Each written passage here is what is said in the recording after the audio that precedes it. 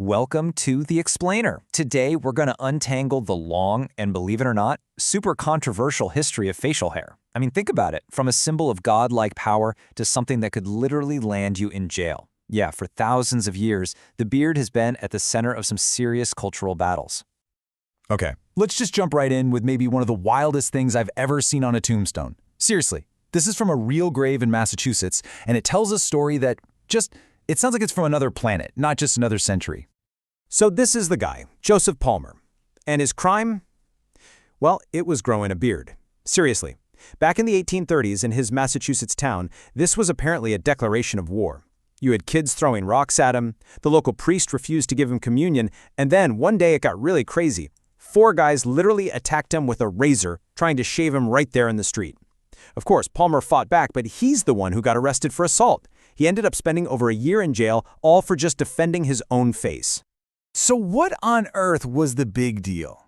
I mean, it really gets you thinking, right?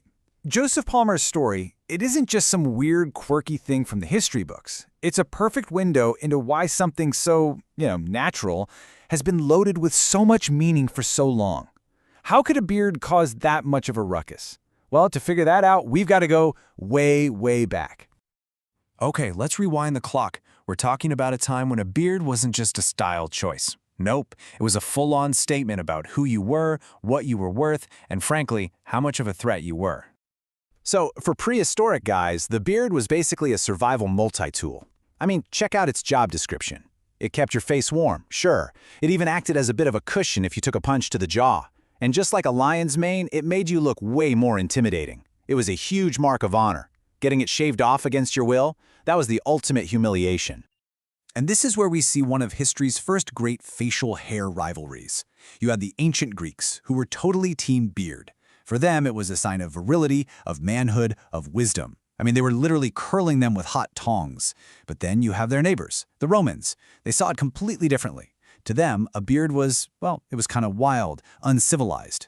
Being clean-shaven was their way of saying, we are not like those hairy Greeks. We're better. And it wasn't just the Greeks and Romans. I mean, look at how seriously other cultures took this.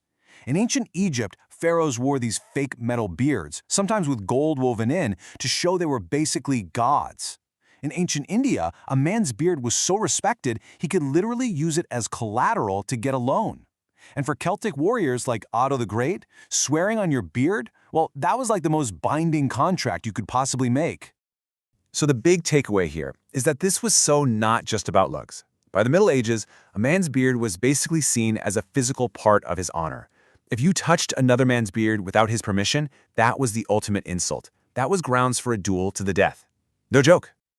So how did we go from touch my beard and you die to shave that beard or go to jail? Well, after thousands of years of being super important, the beard basically just disappeared.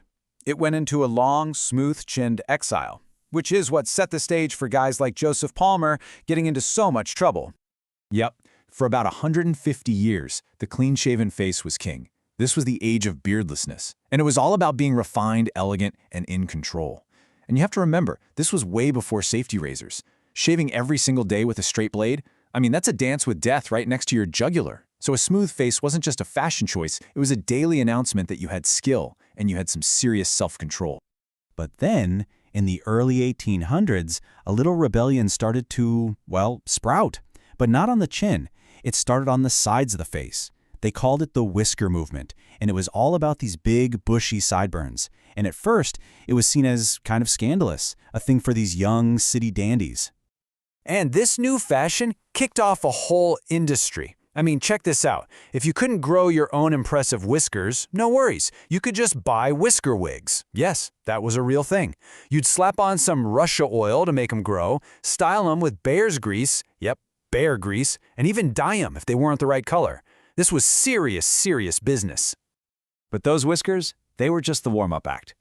By the middle of the 19th century, the full beard didn't just come back. It came roaring back. It completely exploded in popularity and changed the face of America, literally.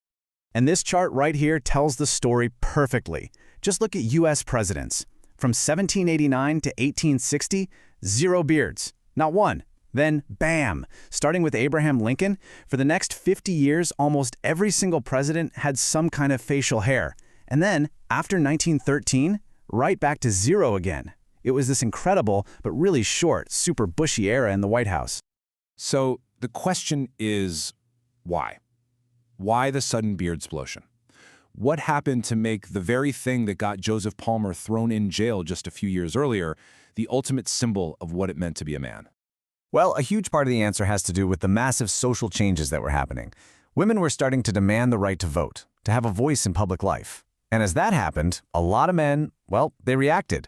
The beard became this powerful, visual way to draw a line in the sand. It was a clear, biological sign of masculinity, a way to say, this is a man's world, at a time when that very idea was being challenged. And this quote from a guy named Horace Bushnell in 1869, it just lays it all out there.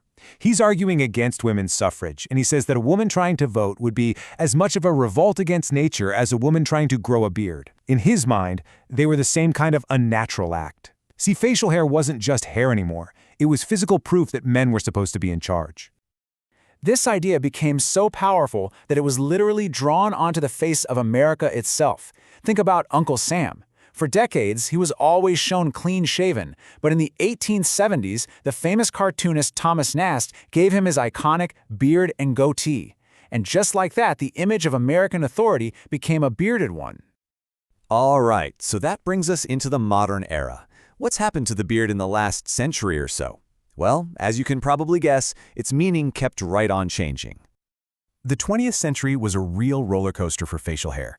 During World War I, beards became a huge problem because they kept gas masks from sealing properly, so they disappeared. Then in the 1960s, they came roaring back with the hippie movement as a symbol of counterculture, of rebellion, and then fast forward to the 2000s and we see another huge resurgence, this time more as a mainstream fashion statement. And that brings us right up to today. So after all that, all the history, all the controversy, where do we stand now? Well, get this. A majority of men around the world, 55%, have some form of facial hair right now. It seems the beard is definitely back. So, what does it all mean? From a punch cushion to a symbol of wisdom, from a crime to a political statement, the beard has meant just about everything. Its meaning has never, ever been stable. It's always just a reflection of what's going on in the world. So that really leaves us with one final question, right? What does the hair on your face say about you today?